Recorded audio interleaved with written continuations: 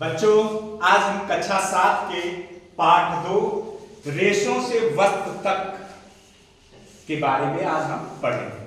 अभी तक हम लोगों ने क्या पढ़ा?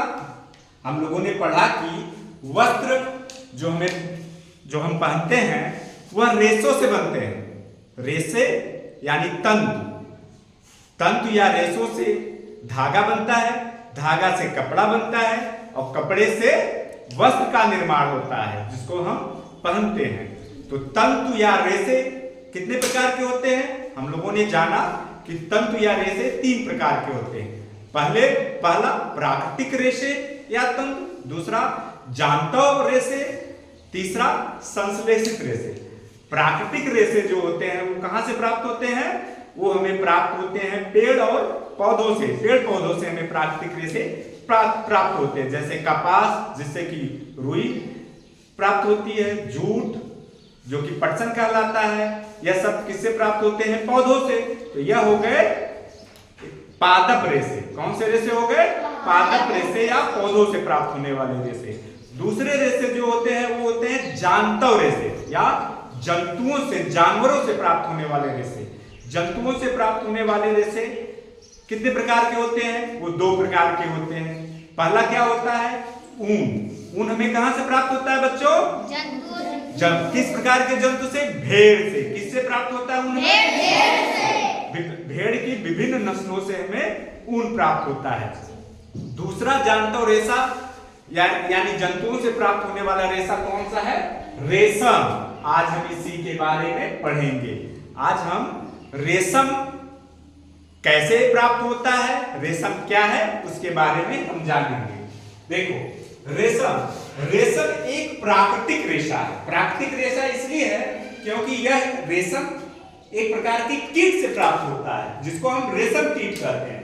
रेशम एक प्राकृतिक रेशा है जो रेशम कीट के कोकून को कोया कहा जाता है से प्राप्त होता है।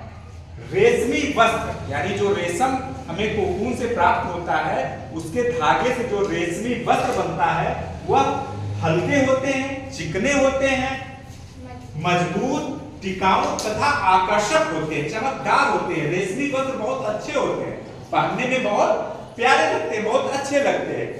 अब देखो, रेशम का आविष्कार सबसे पहले कहां हुआ था? चीन में हुआ। सबसे पहले रेशम कीट का पालन या रेशम का आविष्कार चीन में हुआ था। और चीन आज भी वर्तमान समय में भी विश्व में सर्वाधिक रेशम का उत्पादक करता देश है। यानी सबसे ज्यादा रेशम पूरे विश्व में कहां उत्पन्न हो रहा है? चीन में। भारत विश्व का लगभग 13% रेशम उत्पादन करता है। भारत में भी रेशम का उत्पादन होता है यानी रेशम के कीट का पालन होता है और भारत पूरे विश्व का 13% रेशम का उत्पादन करता है। अब हमें रेशम प्राप्त कहां से होता है? रेशम प्राप्त होता है एक रेशम कीट से। रेशम कीट को वैज्ञानिक भाषा में बॉम्बेक्स मोराई कहते हैं। बॉम्बेक्स मोरी, ठीक। रेशम कीट है जो वैज्ञानिक नाम होता है। वैज्ञानिक नाम ऐसा नाम जो वैज्ञानिकों द्वारा दिया गया है और पूरे विश्व में इस नाम से रेशम कीट को जाना जाता है, बॉम्बेक्स मोरी। यह देखो, आज हम बॉम्बेक्स मोरी यानी रेशम का जो कीट है उसके जीवन चक्र के बारे में जानेंगे और यह जानेंगे कि इससे हमें रेशम कैसे प्राप्त होता है। तो देखो, यह एक वयस्क रेशम कीट है जो कैसा दिख रहा है? जैसे तितली की तरह दिख रहा है ना जी। हाँ बच्चों, यह वयस्क रेशम कीट है। यह जो है सहतूत, ओक या अरंडी। सहतूत माने तूत, जानते ही हो तुम लोग, उनके पत्तियों पर को खाकर बढ़ने वाला है। यानी ये जो पेड़ है सहतूत, ओक या अरंडी, सहतूत को ही मान लो, उसके पत्तियों को खाकर वह जीवित रहता है। तो जो यह वयस्क कीट होता है वह सहतूत के पत्ती के निचले हिस्से पर अंडे देता है। क्या देता है? अंडे। देखो यहाँ पर इसने अंडे दिया है। ये जो अंडे जो होते हैं वह धीरे धीरे लार्वा में बदल जाते हैं। किसमें बदल जाते हैं? लार्वा। यह जो लार्वा है, यह इसको हम कैटरपिलर भी कहते हैं। क्या कहते हैं? कैटरपिलर कहते हैं। लार्वा को क्या कहा जाता है? कैटरपिलर कहा जाता है। ठीक है, यह जो लार्वा होता है यह 4 से 6 सप्ताह तक, लगभग 1 महीने से 1.5 महीने तक यह शहतूत के पत्तियों को खाता है, शहतूत के पत्तियों को खाता रहता है। और ये जो लार्वा होता है इसमें एक रेशम ग्रंथि पाई जाती है। इसके मुख में, लार्वा के मुख में, जिसको कि कैटरपिलर कहा जाता है, रेशम ग्रंथि पाई जाती है। ठीक है, और यह जो है उससे रेशम जो है स्रावित करता रहता है। क्या स्रावित करता रहता है? रेशम स्रावित करता रहता है, रेशम।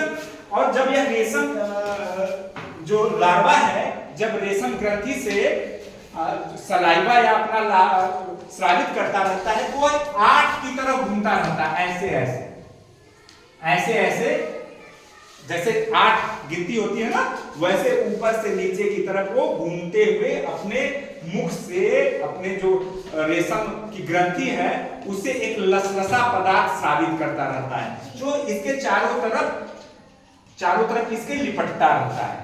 ठीक है, जब चारों तरफ यह जो ये लसलसा पदार्थ चारों तरफ एकदम चिपक जाता है तो यह हो जाता है कोकून। क्या हो जाता है? कोकून। और लार्वा जो तब परिवर्तित होकर प्यूपा में बन जाता है। प्यूपा क्या है?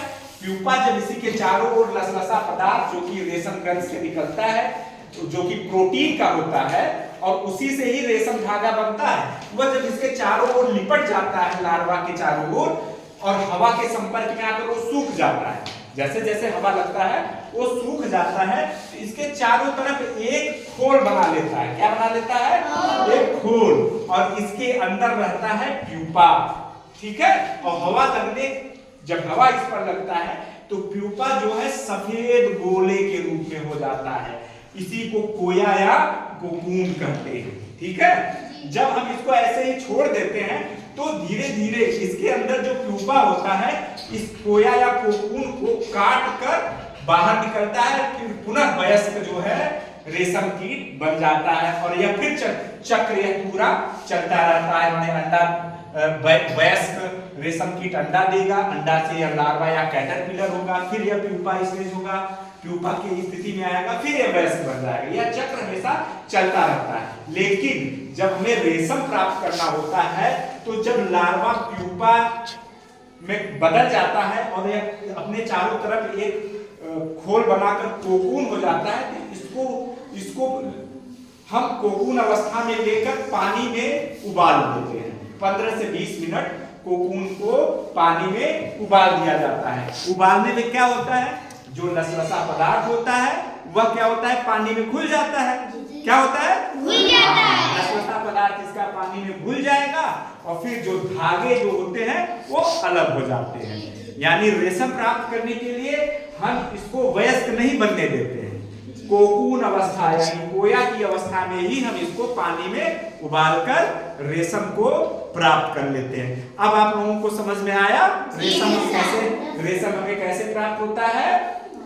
इस रेशम कीट के कोकून या कोया से हमें रेशम प्राप्त होता है। और जानते हो ये जो रेशम कीट होता है इसको जो हम पालते हैं उसके पालन को, माने रेशम कीट के पालन को क्या कहा जाता है? सेरीकल्चर। क्या कहा जाता है? सेरीकल्चर। ठीक, और इसका वैज्ञानिक नाम क्या है? बॉम्बे मोरी। तो ठीक है, समझ में आ गया आप लोगों को? ठीक है, बस बच्चों, और अगले दिन पढ़ाएंगे।